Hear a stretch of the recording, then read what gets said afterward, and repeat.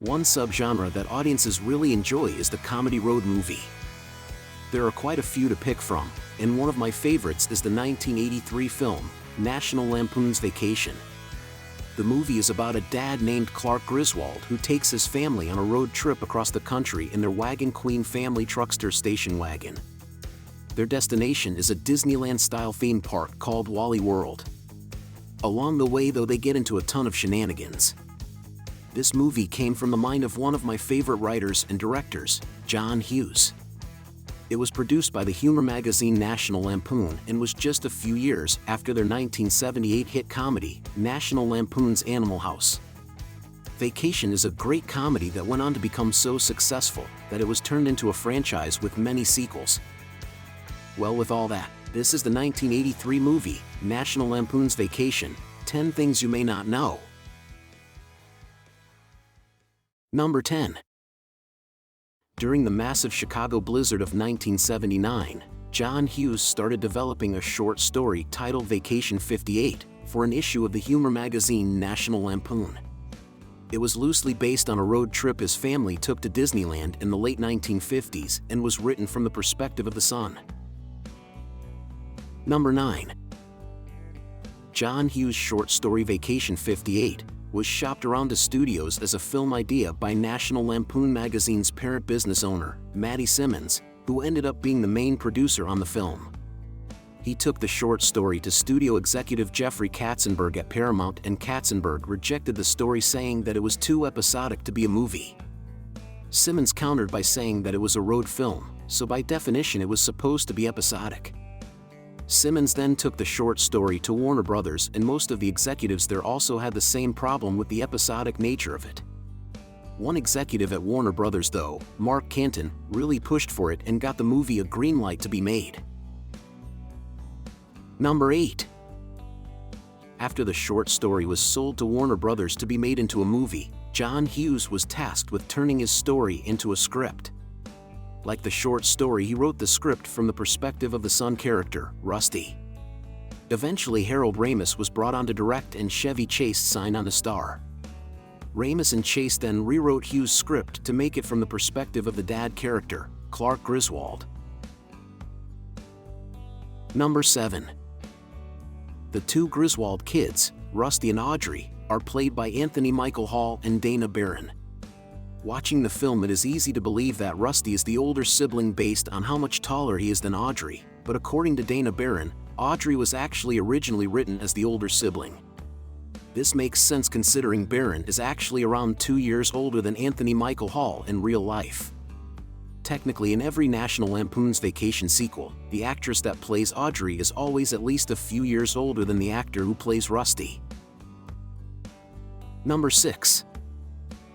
The Wagon Queen family truckster cart that the Griswolds drive across country isn't actually a real car model. It was a made-up car satirizing family station wagons, which were a very popular car model for families at the time. The family truckster car in the movie is actually a modified 1980 Ford LTD Country Squire station wagon. In fact, when Clark drives the family away from Wally World to go to the sporting goods store, the station wagon car he almost hits is an actual unmodified Ford LTG Country Squire. Number 5. One of the most remembered running gags from the movie is Clark flirting with a beautiful blonde woman driving a red 1981 Ferrari. The woman is played by Christy Brinkley, who at the time of the movie was a very popular model. During the pool scene where Clark and the woman go skinny dipping in a hotel pool, the producers actually wanted Brinkley to get nude on camera, but she refused. Brinkley held her ground on the issue, and a compromise was made where she would be filmed stripping down to her underwear, and then the camera would cut to Clark, not cutting back to her until she is already in the pool. Number 4. Imogene Coca, who played Aunt Edna, originally turned down the role because she did not think she could portray such a mean character. She was a veteran actress and comedian who started out in vaudeville as a child acrobat. Playing against type in this movie, she was regularly concerned that she was being too mean to her fellow cast members.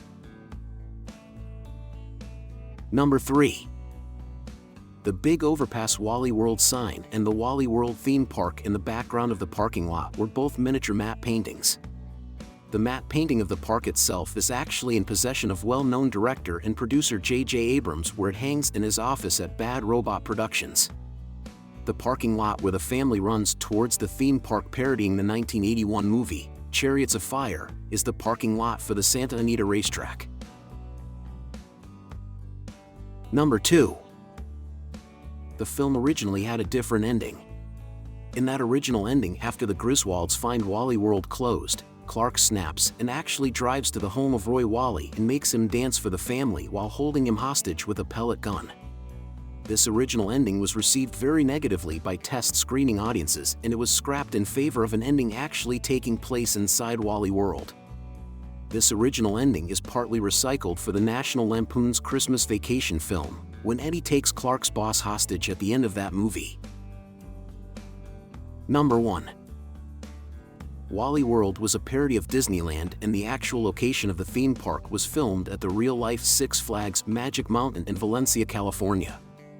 The ending inside the park featuring John Candy as a humorous security guard was actually shot months after the initial shooting had wrapped due to the original ending testing poorly in test screenings.